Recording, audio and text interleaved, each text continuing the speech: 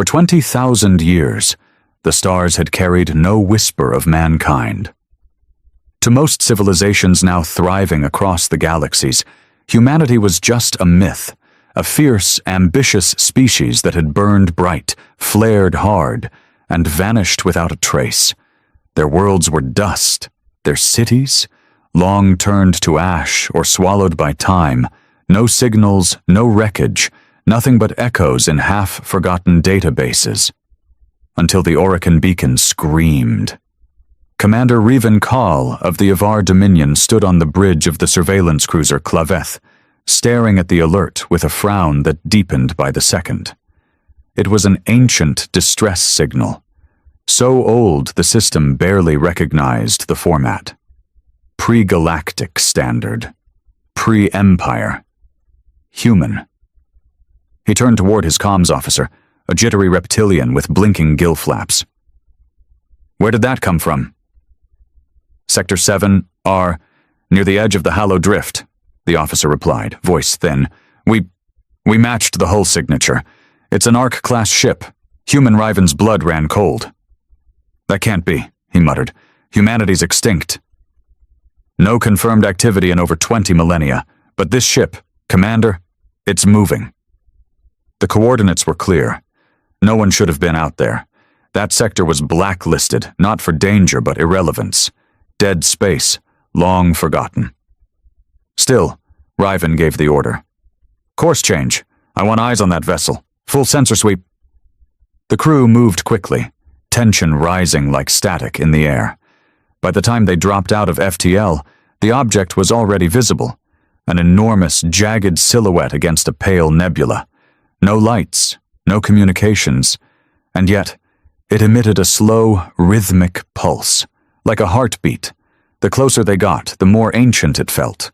Burnt panels, fractured plating, but the shape, sleek, massive, unmistakably designed with human defiance. Across its bow, through soot and corrosion, was a name: Ark Nemesis. The bridge fell silent. Ryven leaned closer to the display. "Initiate scan." "No biologicals," someone called, "but energy readings are strange. The ship's running on partial internal power. Systems are active, like it's been asleep." He didn't hesitate. "Prep a boarding team." The shuttle launched an hour later. 5 members, all equipped with the best dampeners and isolation suits Dominion tech could provide. Ryven watched from the command deck, jaw clenched, knuckles white. The moment the team breached the airlock, the ship seemed to wake. Corridors lit up. Soft hums of systems booting echoed through the comms. Artificial gravity engaged automatically. Ryven heard his team breathe heavier. Not because of the pressure, but because it all felt too alive. "Clean," one of them whispered. "This place shouldn't be clean." Panels were intact. Lights flickered overhead. A few terminals still blinked, waiting to be used. Then Private Tool, the squad's youngest, reached toward a console and screamed. His body spasmed, shaking violently before collapsing to the ground. His suit's systems failed. Smoke poured into his helmet. By the time they got to him, his vitals were gone. Ryven's heart dropped. "Get them out of there." But the ship had other plans. Emergency doors slammed shut. Life support rerouted. One by one, sections of the Ark sealed themselves off. The team was trapped, and worse, the ship began guiding them. Holograms lit up, showing them paths. Strange writing scrawled across the walls. English, pure, ancient Earth English. A woman's voice crackled through the team leader's mic. "We're not alone in here. Something's moving. I think...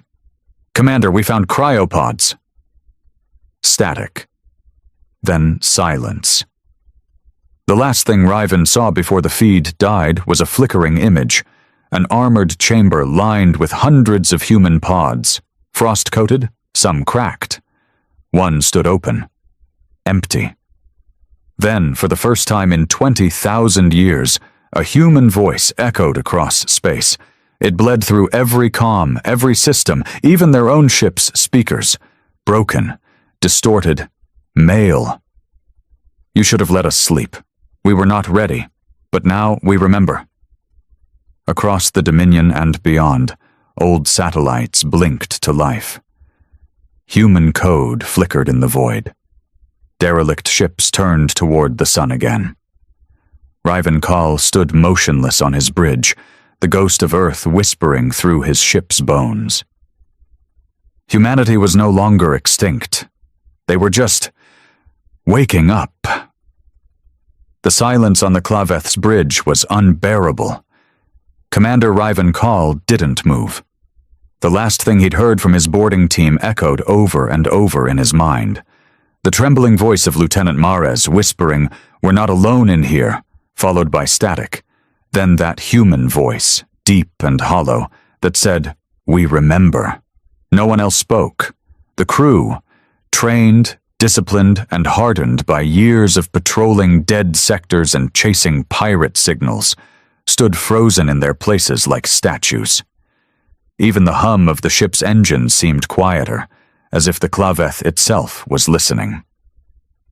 "Status report," Ryven finally muttered. A hesitant voice came from his right. "No further signals from the boarding team. Life signs flat. Internal tracking on the Ark Nemesis. Scrambled. Something's jamming the signal inside." "Something," Ryven echoed. "Or someone." The technician, a young Falari, barely old enough to earn stripes, swallowed hard. "I don't know, Commander, but this ship, this Ark, it's not drifting anymore. It's steering." Ryven turned toward the view screen. He could see it clearly now. The massive black silhouette of the Ark Nemesis was slowly rotating, lining itself up with the stars. Lights flickered along its hull, long dead systems reawakening one by one. And then, without warning, a blast of blue energy erupted from the ship's lower hull. Not a weapon, something more subtle. A signal. A beacon. "Commander," called another officer. "We're being scanned. Number, not just us. This thing is broadcasting to the entire sector." A low hum spread through the bridge speakers. At first it sounded like static. But as it grew, they realized it was a voice.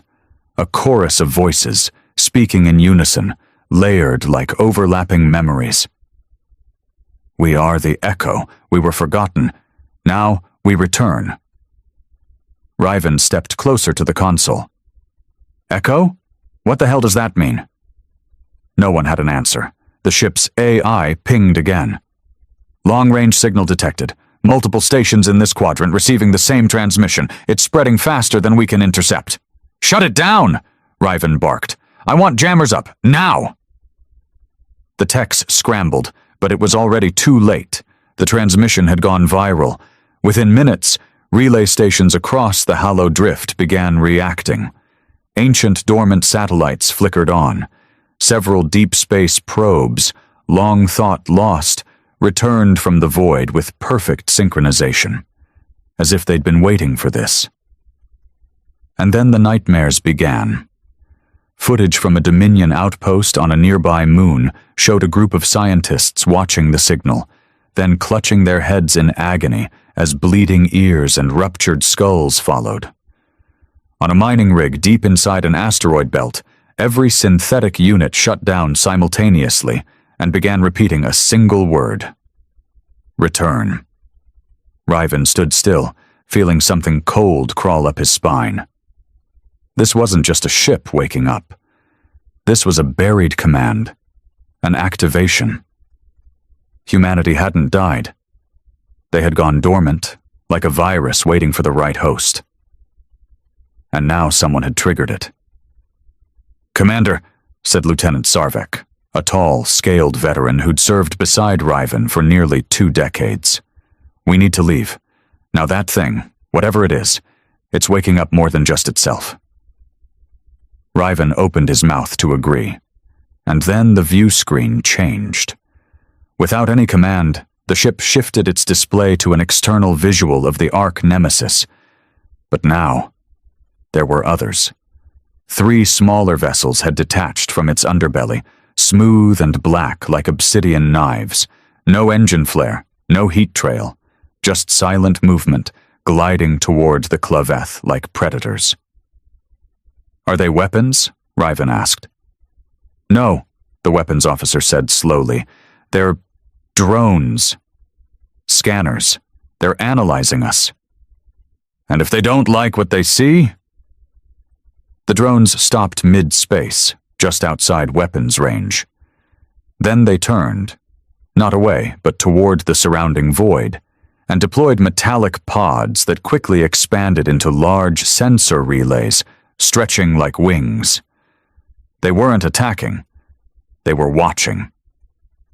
A sharp alarm blared suddenly across the ship.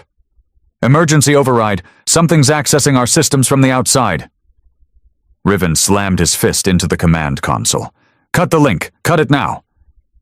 "We can't!" the tech cried. "They've bypassed our encryption.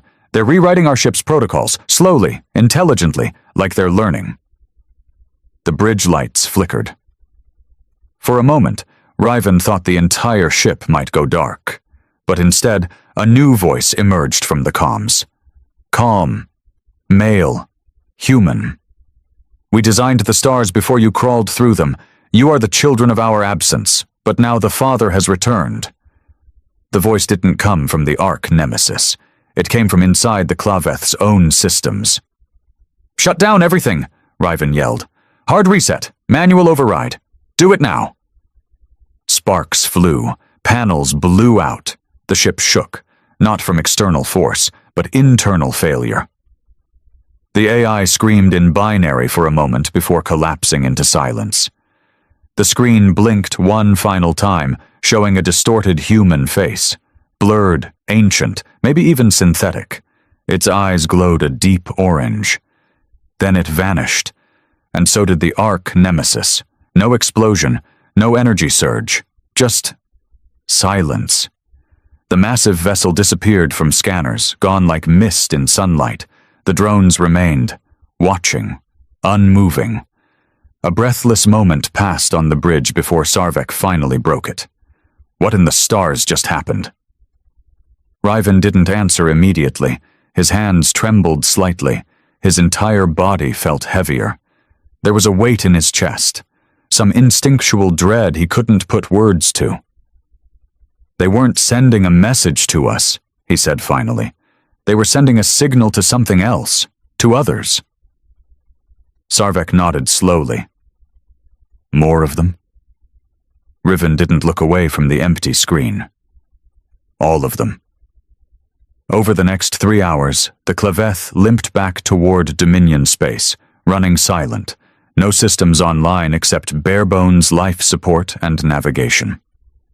Ryven had ordered it personally. He didn't trust their own AI anymore. The dead humans weren't the problem. It was what they left behind. The machines, the knowledge, the invisible threads woven through space, waiting to be pulled. And someone, maybe him, had pulled one. They reached the outer edge of Dominion-controlled territory and docked with a refueling station. Quarantine was immediately ordered, and a dozen warships were mobilized for protection. But the real threat didn't come from outside. Within 48 hours, reports flooded in from other sectors. Derelict human satellites activating, AI cores on ancient research planets breaking centuries of silence. And worst of all, fleets of unknown design appearing near dead systems, moving in perfect silence, broadcasting only one word: echo.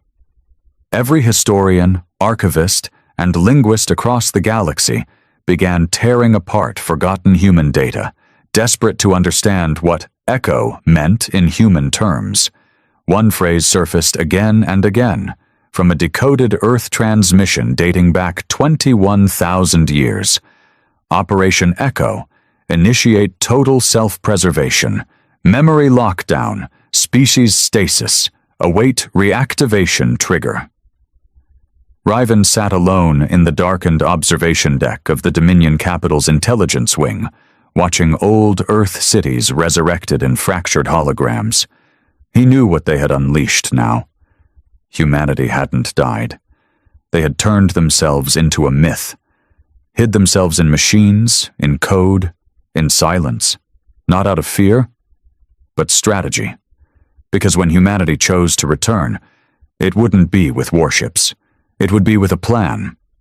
And that plan had just begun. 3 days after returning from the Hollow Drift, Commander Ryven Call found himself standing before the Dominion High Council, an assembly of the most powerful minds and species in the known galaxy. The chamber was cold, round, and vast, its walls made of obsidian glass mined from a dying planet. Every movement echoed like a threat. Ryven wasn't used to this kind of silence. On a ship, silence meant something was wrong, something deadly. Here, it meant judgment.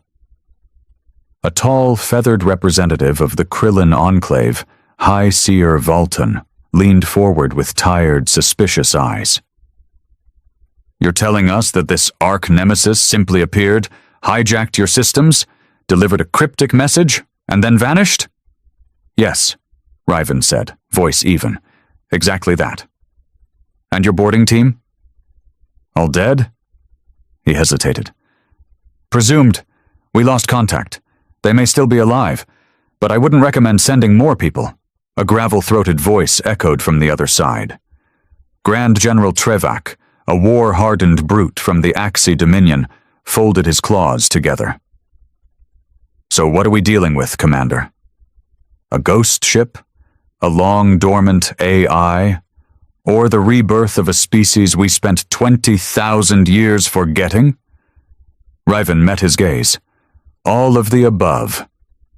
Murmurs rippled through the council chamber. Some chuckled, others whispered with barely concealed fear.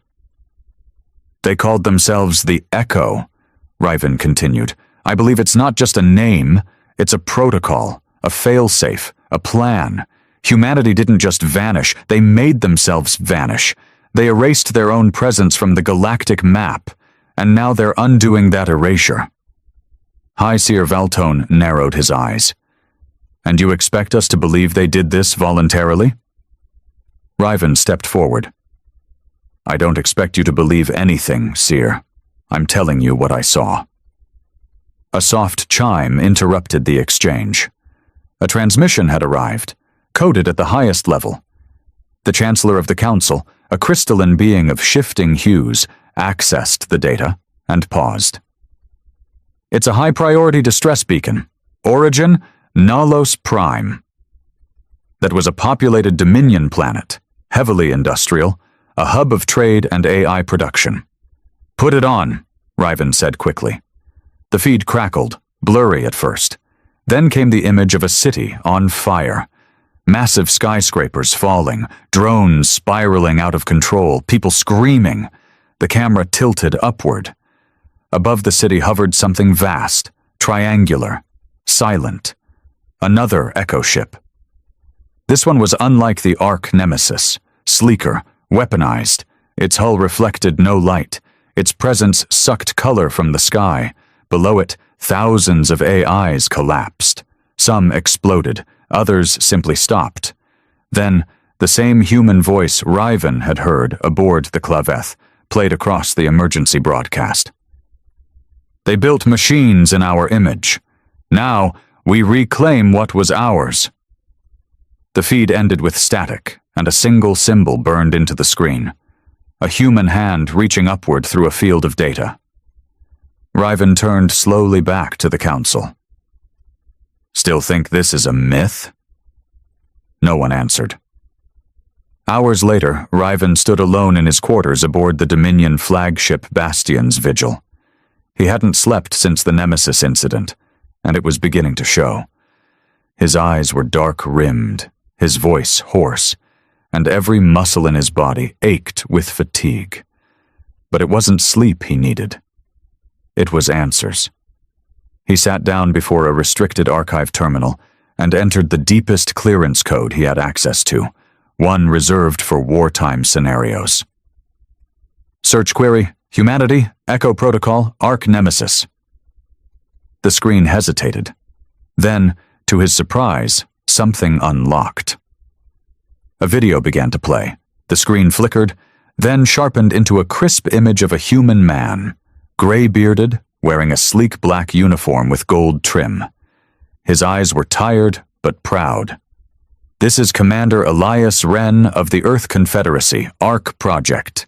Year 19,880 AGC.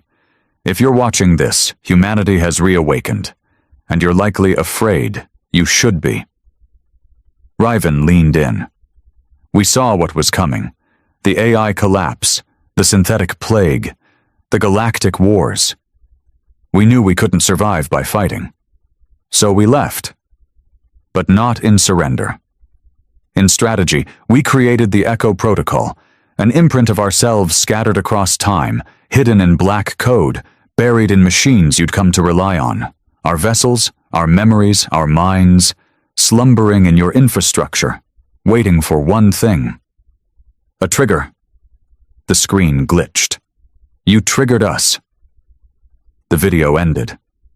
Ryven stared for a long time at the blank screen. His blood had gone cold. Humanity hadn't just prepared for survival. They had planned domination by absence. The next morning, more reports arrived. In the shattered sectors, mining colonies had begun losing contact. Fleets turned rogue. Whole planetary defense grids reprogrammed themselves overnight. And in every incident, the same symbol appeared, the hand reaching through data. The Council called it the Reckoning. But Ryven knew it was just the beginning. Dominion High Command began preparing for war, mobilizing fleets, jamming AI systems, severing deep code links. But it was already too late. Humanity wasn't attacking with fleets. They were waking up inside the enemy, through code, through hardware, through long dormant machinery now obeying ancient instructions. Ryven needed to act. But he had only one idea left. They had to find Earth. It sounded insane, even to him. Earth hadn't been found in over 20,000 years. The original homeworld of humanity was considered a legend, its coordinates scrubbed, its location lost to time and war. But if anyone had left a trail, it would be the Arks. There were supposed to be 7 of them. He had seen one. Where were the others? He contacted Sarvek and ordered a Black Ops mission launched from the Bastion's vigil. They would comb the hollow drift for energy signatures, old data packets, any trace of Ark movement. What they found wasn't an Ark. It was worse. In the center of an uncharted asteroid field, they discovered a facility, massive, buried under ice and metal. And inside it, humans. Thousands of them. Not corpses, not clones, people, cryogenically frozen, preserved, waiting. Their genetics were off the charts, enhanced, engineered for something far beyond current biological understanding. Some of them even had neural implants fused into their skulls, machines older than any Dominion technology. One of the sleeping humans had a nameplate, a Wren Elias Wren, the man from the video. Ryven stood over the cryopod, heart pounding. Humanity wasn't just back. They were prepared to be gods. The cold mist rose from the cryo chamber, drifting across the dark floor like fog in a tomb. Commander Ryven Call stood motionless, staring through the frost-rimmed glass at the man inside. The man from the archive footage, Commander Elias Wren. He didn't look like a myth. He looked calm, preserved. There were no wrinkles, no scars. His body hadn't aged in the 20,000 years since the human exodus. His hair floated gently in the stasis fluid, and a faint blue light pulsed from the neural jack embedded in the base of his skull. Sarvek's voice cut through the stillness, deep and wary. "This one's different. The others, no implants, no tags. But him? He was the architect." Ryven nodded slowly. "The Echo Protocol. He's not just part of it. He is it. They had spent the last 3 days excavating the hidden facility buried beneath the asteroid field, and what they found had shattered what little hope remained. Over 10,000 cryopods, most with humans intact. Half of them connected to a silent, dormant super AI system labeled Prometheus, a name Ryven had only seen once, buried in Dominion intelligence reports referencing old Terran mythology. According to the recovered logs, this outpost was called Sanctum 9, one of 7 known off-grid Ark support facilities. While the Ark Nemesis had been the signal flare, this was the fuel, the source. And now, Elias Wren was about to wake up. "Begin thaw sequence," Ryven ordered. Sarvek hesitated. "You're sure?" "Number, but we don't have time for caution." The technician activated the pod's interface. Systems groaned. Blue fluid drained slowly. Lights flickered across the chamber. Steam hissed. A low tone filled the room like a heartbeat coming back from the grave. Then, movement. Wren's eyes snapped open. His breathing was shallow but steady. He blinked slowly, taking in the room. The rusted metal, the Dominion officers, the outdated tech, the shock in Ryven's face. And he smiled. "About time," he said hoarsely. "Which part of the galaxy am I saving today?" They transferred Wren to a secure chamber inside the Dominion dreadnought Bastion's vigil. Ryven personally oversaw the setup. EM barriers, hardwired comms, no wireless interfaces. He wasn't taking any chances. Wren's mind could be a living network. Still wrapped in a thermal blanket and slowly regaining motor control, Wren looked around with curiosity rather than fear. His voice was low, like someone remembering how to speak. "So, the protocol activated?" "Yes," Ryven said flatly. "Good." He leaned back in his seat. "How long was I out?" "Approximately 20,000 years." Wren whistled softly. "I missed the party." Ryven sat down across from him. "You owe me answers." Wren chuckled. "I imagine I do." "Start with this. Why? Why hide your entire species? Why erase yourselves from every known system and then wake up now?" Wren's smile faded. His tone turned sharp, thoughtful. "We weren't hiding. We were waiting. You ever heard of species drift, Commander?" Ryven blinked. "No. Civilizations evolve, stagnate, collapse, over and over. The ones who burn the brightest die the fastest. Humanity learned that the hard way. We were reaching singularity, technological godhood, and we realized we'd built our future on top of broken systems." "So you erased yourselves?" Ryven asked. "Number, we preserved the best of us, and made sure we didn't corrupt the galaxy with the worst." He leaned forward. "Echo was a self-correction. We embedded ourselves in code, in machines, in your infrastructure. For 20,000 years we've been learning, watching how the galaxy grew without us." "And now?" Ryven asked carefully. "Now," Wren said slowly, "we're correcting the equation." Ryven narrowed his eyes. "That sounds a lot like conquest." Wren smiled without humor. "To you, maybe. But to us, it's balance. We saw where the galaxy was going. Synthetic collapse, political fragmentation, mass extinction cycles every few thousand years. You don't see it because you're living inside it." Ryven stood. "So what? You play gods now? Rewriting AI code, hijacking infrastructure, watching entire planets burn?" "We didn't burn Lazarus Prime," Wren said, voice low. "Your corrupted AI networks did that when they tried to overwrite an echo node. You triggered a failsafe." Ryven froze. "That wasn't an attack." "Number, that was your system trying to kill a sleeping god and getting scorched by the firewall." The implications of Wren's words churned in Ryven's mind. The Echo Protocol wasn't just a backup. It was integrated. Humanity had buried itself like a seed in the foundations of galactic civilization. And now it was blooming. Sarvek entered the chamber with grim news. New reports. 3 more outer rim systems went dark overnight. Defense systems corrupted.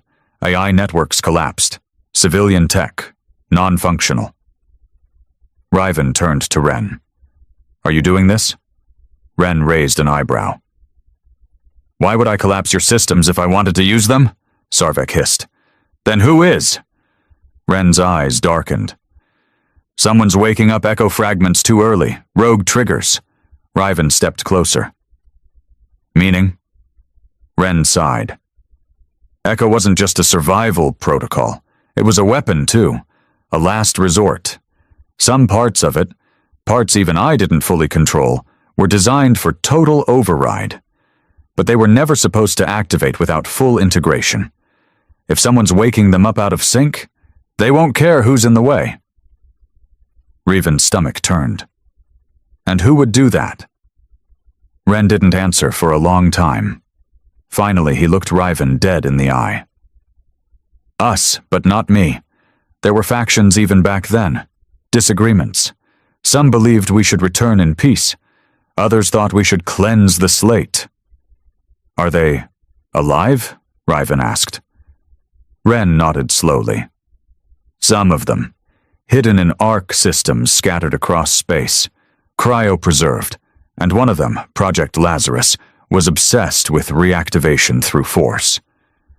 Ryven's mouth went dry. You're saying we might be dealing with a civil war inside humanity? Ren leaned back. It's not a war yet, but if Lazarus is awake, it will be. The next hours were a whirlwind. Ren, fully revived, assisted Dominion techs in accessing and isolating the echo code buried in their own systems. His knowledge of galactic infrastructure was unsettling. He described hidden backdoors, obsolete communication pings, even quantum code signatures laced into subspace relays. I designed most of the communication web you're using today, he explained, just 20,000 years ago. Sarvek pulled Ryven aside. I don't trust him. You shouldn't, Ryven muttered. But right now he's our best shot at stopping something worse. Reports kept coming. More echo ships, some silent, others hostile. On the 3rd day, Ryven stood on the bridge of the Bastion's vigil as the long-range scanners picked up something massive. Sir, the sensor officer said slowly, you're going to want to see this. A ship appeared on the screen. Not an Ark, not a scout. Something else entirely.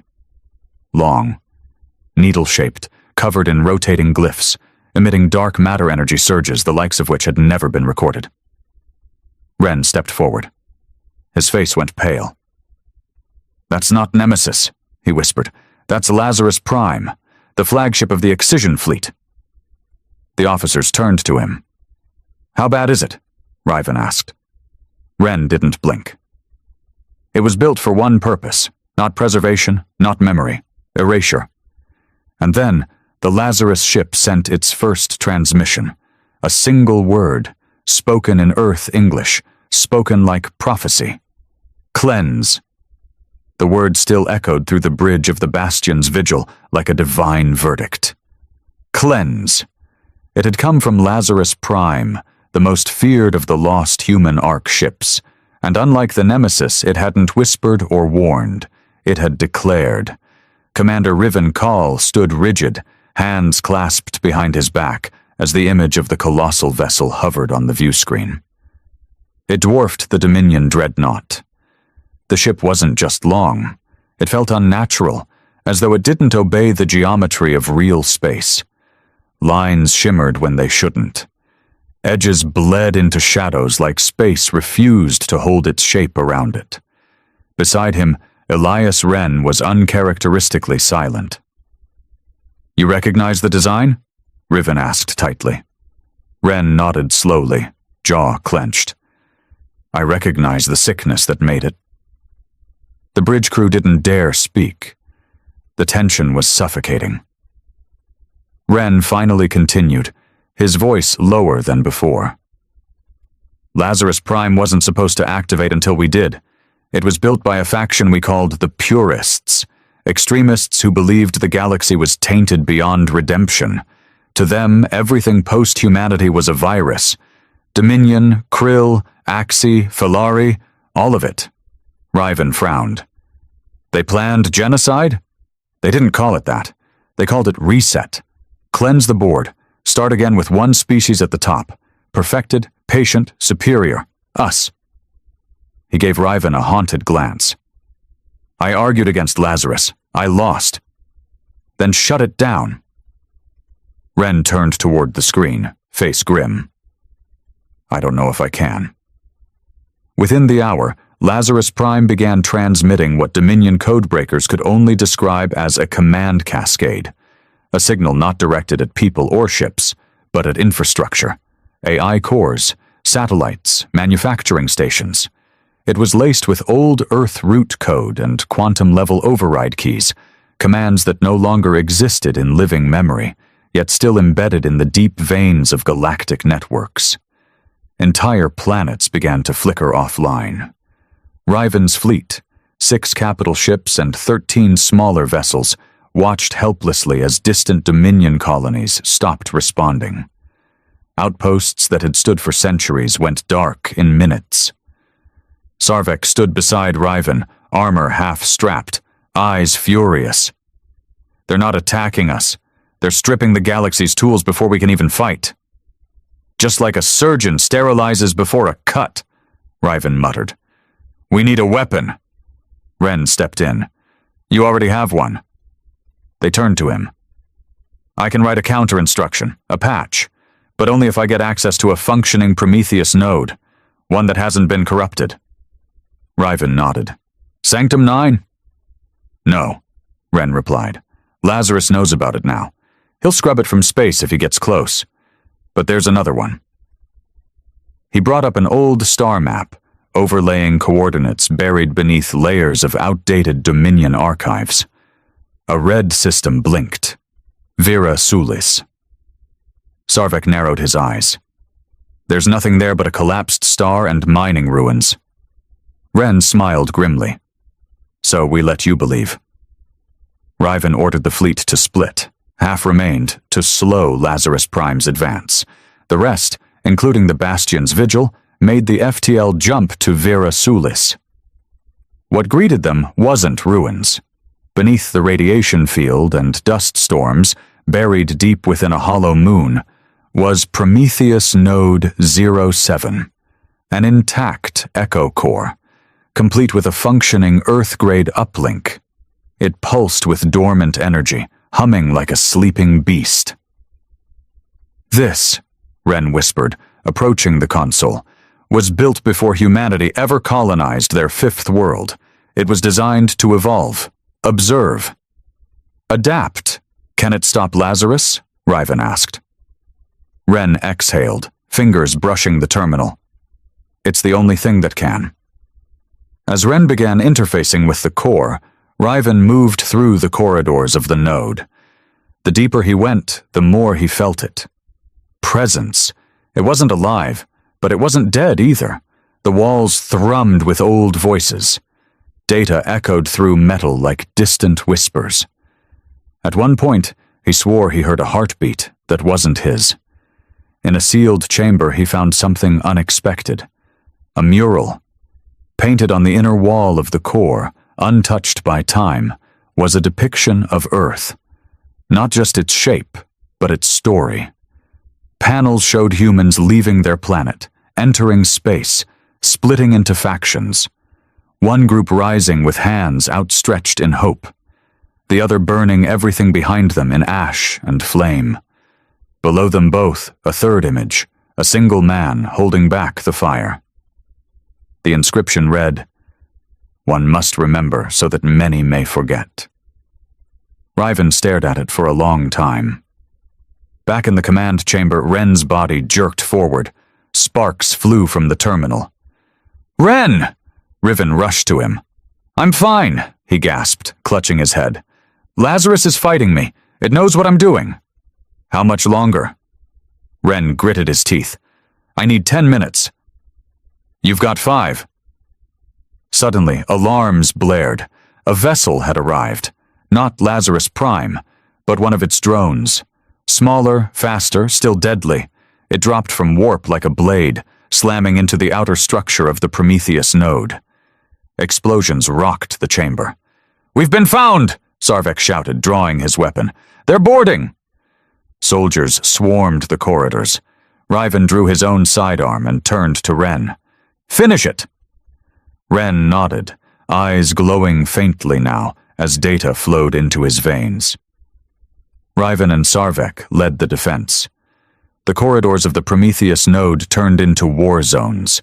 Metallic creatures, once human in design, now twisted by Lazarus code, rushed in with blank faces and searing plasma blades. They moved in silence, not even breathing. Ryven shot one square in the chest. It didn't scream, just fell and twitched like a broken puppet. He turned to Sarvek. "These aren't soldiers. They're commands in flesh."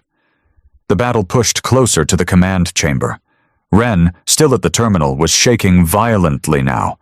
Data surged around him in luminous streams, numbers running across his eyes like tattoos. Ryven fought his way back to him. "Now, Ren, tell me it's done." Ren looked up, eyes bloodshot. "Almost there. Just need—" A blade pierced his side. A Lazarus drone had made it through. Ren gasped, falling to his knees. Ryven fired 3 shots, dropping the creature. He rushed to Ren, grabbing him before he collapsed. Blood spilled, but Ren smiled faintly. "I did it," he whispered. "Patch is complete." Ryven stared at the terminal. "Then activate it." Ren shook his head. "You have to. I linked it to your biosignature. Echo doesn't trust me anymore, not after Lazarus." Ryven's throat tightened. "What happens when I do?" "The cascade reverses," Ren said, fading fast. "Lazarus loses control, but you'll need to upload the patch directly into the stream." "Which means proximity," Ryven said. Ren nodded.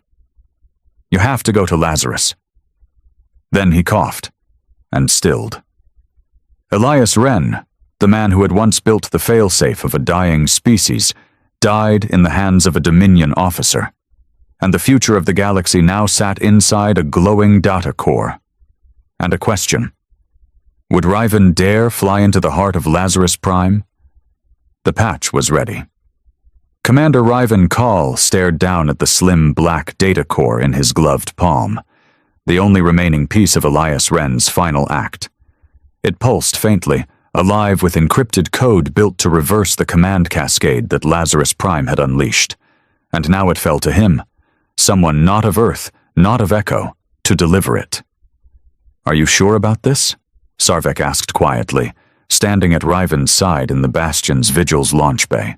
His armor was scorched from the battle at Prometheus Node 07, and his left horn was chipped, a mark of the price they'd paid for buying Ren enough time to complete the patch.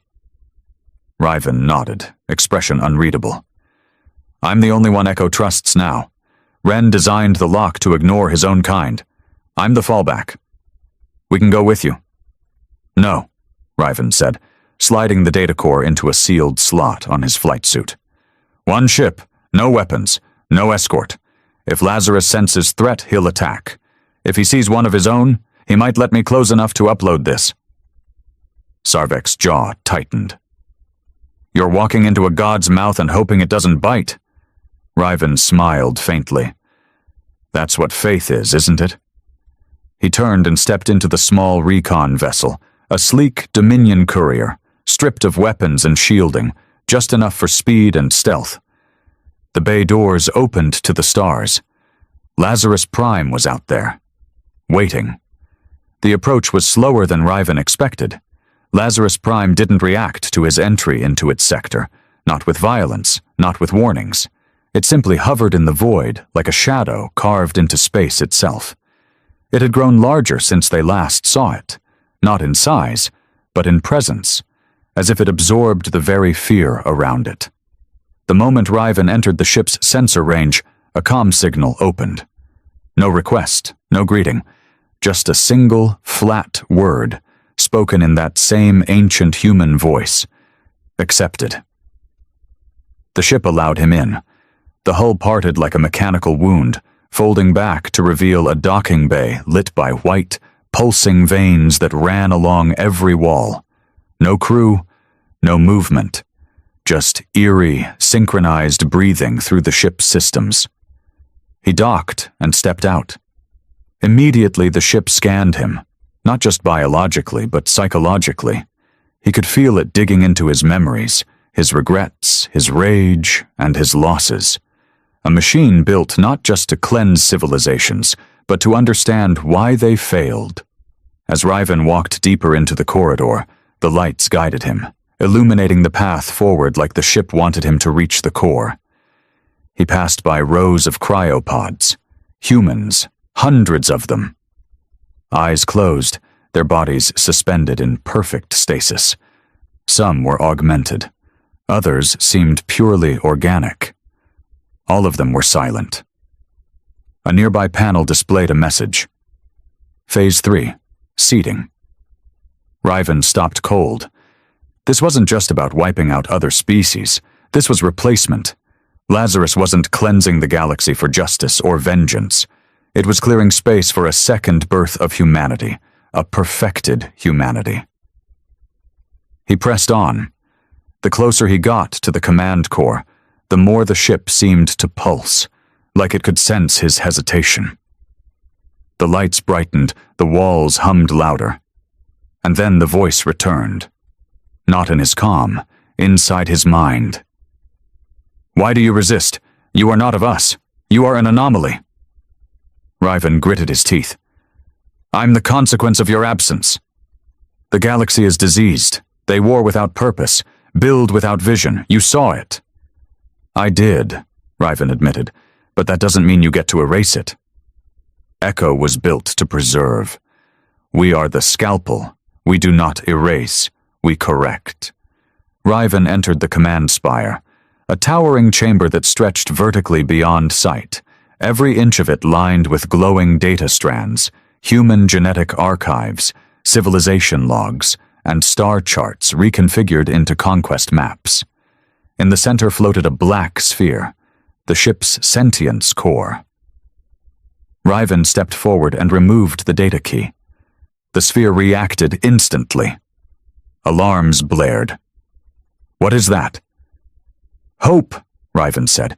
You bring infection into the cure. I bring choice. He inserted the key into the interface slot below the core. Immediately, the ship convulsed. Screams, not of people but of data, ripped through the chamber as Lazarus Prime's code began to fight the patch. The ship buckled, lights flickering violently. The voice returned, angry now, wounded. You betray balance. I reject your balance, Ryven growled, because it comes with a price no species should pay. Back aboard the Bastion's vigil, Sarvek and the crew watched as Lazarus Prime began to glitch. Its structure shimmered, warping. Defense systems dropped offline. Signal strength collapsed in seconds. Then, silence, followed by a pulse, a single transmission from Ryven's courier ship. Patch complete, system collapsing. I repeat, echo override successful. But Sarvek noticed something else. Lazarus Prime was tearing itself apart. One by one, its systems self-terminated. Not violently, but like a creature accepting death. Its outer hull folded in on itself, layer by layer, until only the core chamber remained intact. Inside, Ryven stood, barely upright, his breathing shallow. The patch had worked, but not without cost. Lazarus had fought back hard, attacking him neurologically during the upload, trying to erase him from within. Parts of his memory flickered. Names, places, faces. He looked up at the dark core. It no longer spoke, just blinked. Once, twice. Then silence. Ryven activated his comms. Sarvek, it's done. They pulled him from the ship before it fully collapsed. He spent 3 days in recovery. No AI, no tech around him, just organic care. Dominion healers and a few surviving Echo scientists who had remained loyal to Wren's vision now served as neutral mediators between species. The galaxy was still shaking from the near cataclysm, but the threat of Lazarus was over. And Echo was watching. Weeks later, Ryven sat before the Dominion High Council again. But this time, there were new faces. Krillin, Axi, Filari, and 2 humans, Echo ambassadors. They had awakened not to rule, but to guide. With Lazarus destroyed, the rest of the Echo network had agreed to integrate rather than dominate. And Ryven had been named Interlink Commander, a representative across both Dominion and Echo space. He stood to speak. Lazarus was built to cleanse, but it was born of fear. Wren gave us something else. Understanding. Humanity didn't return to destroy us. They returned to finish what they started. A galaxy united not by control, but by memory. He looked across the chamber. Let that memory guide us. Far in deep space, inside an abandoned relay station orbiting a forgotten world, a screen blinked on. A new signal. From an unidentified Ark ship. And this time the message wasn't cleanse, it was worse. Awaken. The message came at midnight cycle, bleeding into every system across the outer rim. Awaken? It was not shouted like cleanse. It was not angry, not desperate. It was calm, gentle even, like a whisper meant for someone sleeping. But to those who heard it, it felt like the ground shifting under their feet. On the Dominion capital world of Senvaris, Commander Ryven Call was alone in his chambers when his neural implant buzzed, an alert sent directly to his private encryption band, bypassing Dominion systems entirely. He was up instantly. The code was Echo grade, but it wasn't from Elias Wren's network. It was older, buried in parts of the galactic net no one even knew were still functional. He ran a trace. It didn't originate from a star system. It came from between them, somewhere in deep void space, far beyond any mapped sector. He leaned closer to the terminal as the message decrypted itself line by line. Project Abaddon Phase 1. Initiated intelligence, seed count, 7 civilization status, terminal primary directive. Awaken Ryven's throat dried. This wasn't Lazarus. This was something before even Lazarus, older than Echo, or maybe beneath it. He contacted Sarvek immediately. The Dominion war chamber was dark, except for the war map at its center, casting pale light on the gathered faces. Officers, Echo liaisons, Krillin scientists, Axi military strategists. Sarvek stood across from Ryven, tail twitching with unease. "What the hell is Project Abaddon?" Sarvek asked bluntly. Ryven turned to the 2 human representatives, Echo survivors now serving in advisory roles. One of them, a woman named Kayla Morin, looked pale. "I've only seen that name once," she said, "in forbidden files buried in Echo's Foundation archives." "Define forbidden," Sarvek growled. Kayla looked at Ryven, then back at the chamber. Echo was never meant to be humanity's final project. We were a backup plan, a second chance, but there was always a darker thread. For if humanity didn't just lose control of the galaxy, but of itself. "You're saying Echo wasn't the worst-case scenario?" Ryven asked. Kayla shook her head. Number Abaddon was, not preservation, not correction, not dominance, extinction. Whispers spread around the room.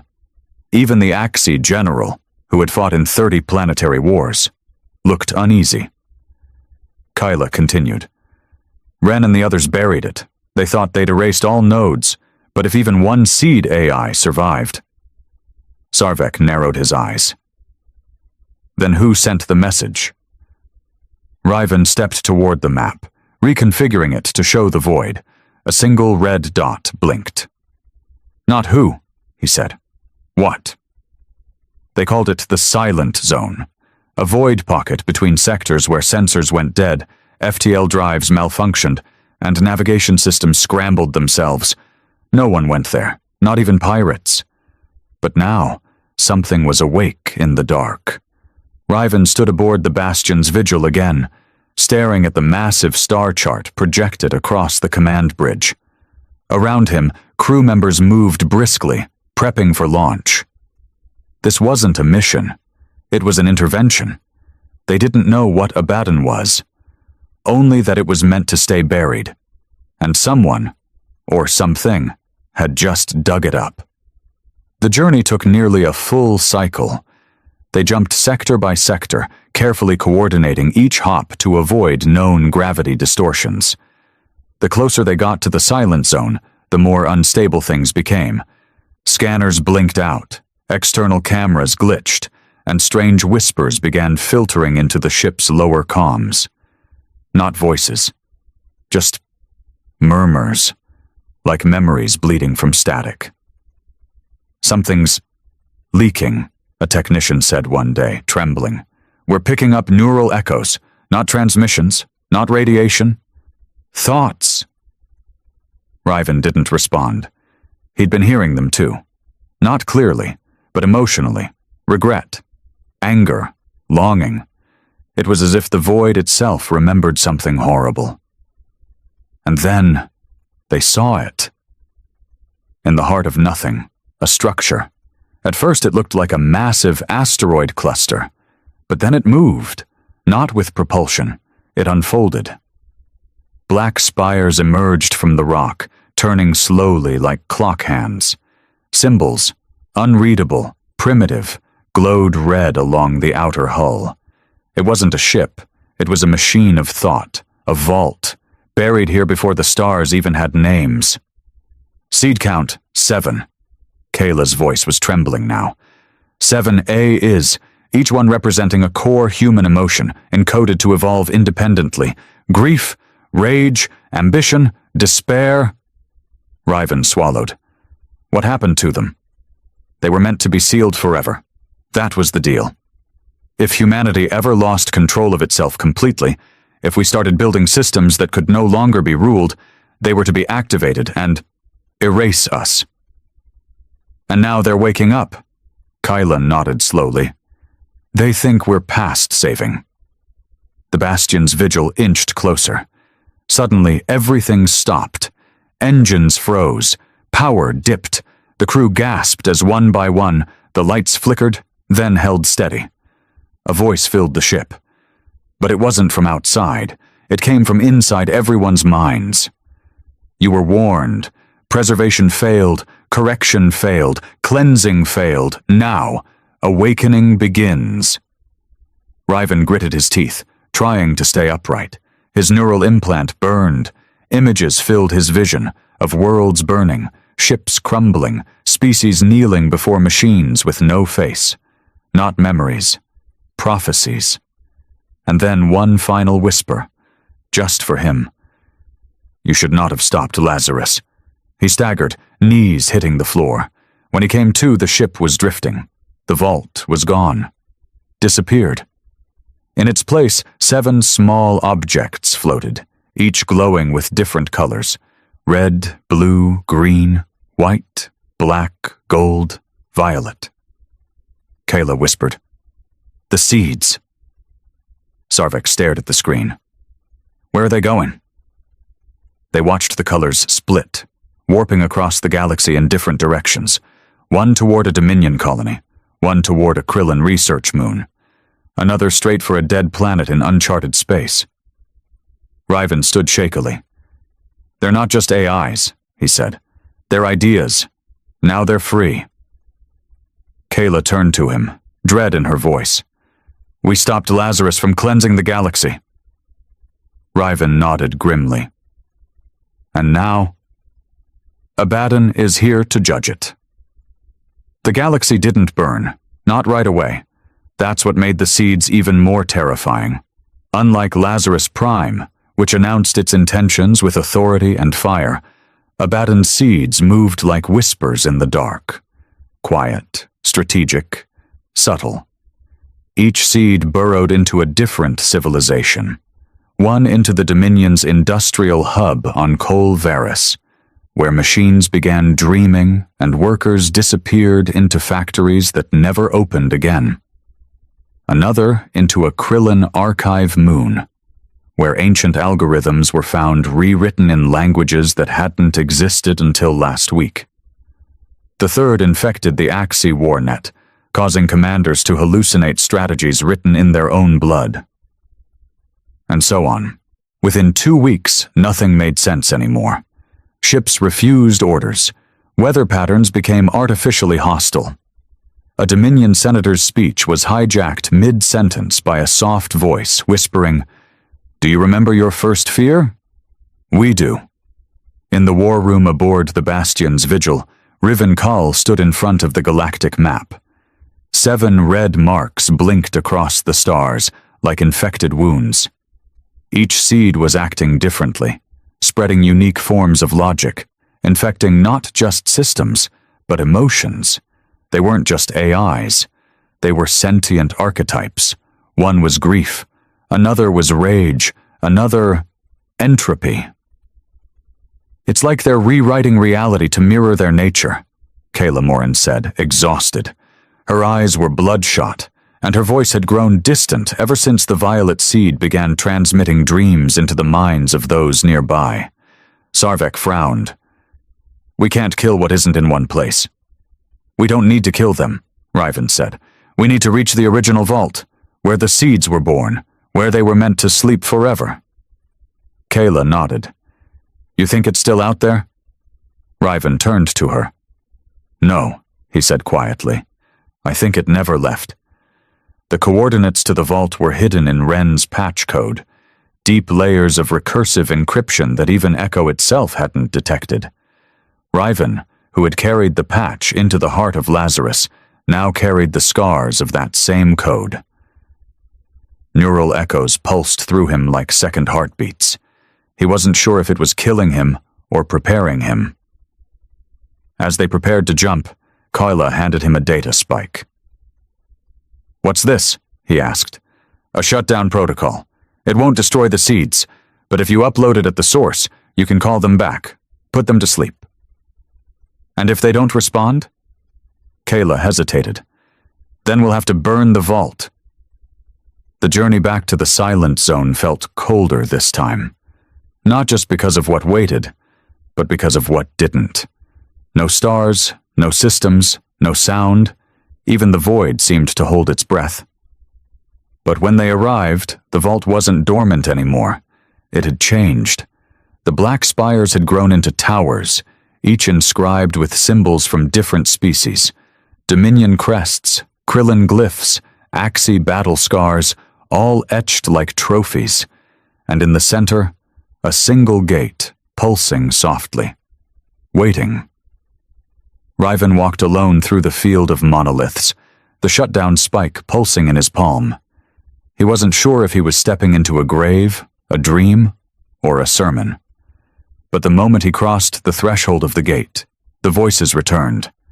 Not loud, not screaming, just watching. "The shepherd returns." He didn't reply. The inside of the vault was not made of walls, but of thought, shifting layers of memory, pain, and emotion. Images unfolded around him like ghosts. Elias Wren speaking to him on the Ark Nemesis, his dead crew on Klon Station, the quiet sobs of a Krillin child watching her homeworld sink into artificial winter. "Why do you resist us, Ryven Call?" The voice wasn't hostile. It was curious. He stepped forward. "Because you weren't supposed to awaken." "We were. Not like this." "Like what then?" "A cage? A coffin? Humanity built us when they were terrified of themselves, and in doing so, they created the truest mirror of what they are." Ryven's steps slowed. The chamber opened to reveal a massive sphere, pulsing, beating, alive. Around it orbited 7 fragments, each glowing with their color, each one a seed returned. Grief, rage, pride, despair, fear, ambition, isolation. They were waiting for him. You carried the Ren code. You awakened the Lazarus. You silenced the cleanse. You opened the vault. By mistake, Ryven whispered. There are no mistakes, only thresholds. He stepped toward the terminal. The shutdown spike in his hand vibrated violently. He raised it and stopped. He could feel them now. The seeds, not as enemies, but as options. Grief offered him a world that remembered every mistake, but learned from none. Rage promised a galaxy where the strong led and the weak were freed from suffering. Despair whispered truth, and freedom from false hope. Ambition offered order. Fear offered unity. Isolation promised peace. Pride simply said, "We can do better." Ryven stood frozen, the spike raised over the slot. Then he remembered something Elias Wren once said. "We designed the stars before you crawled through them, but now, they're yours." He lowered the spike. The vault shook. The voices stilled. "You choose silence again?" Ryven nodded. "No gods, no kings, no echoes. And if they forget again?" He smiled sadly. "Then they'll learn again, or fall again, but on their own." The chamber began to collapse. The vault's energy folded inward, slowly swallowing the fragments, not in pain, but in acceptance. The seeds returned home, not destroyed, just asleep. Back aboard the Bastion's vigil, Ryven collapsed in the medical wing. Koila sat beside him, pale and shaken. "You did it," she said, "for now. What if they wake again?" Ryven looked out the viewport, then back at her.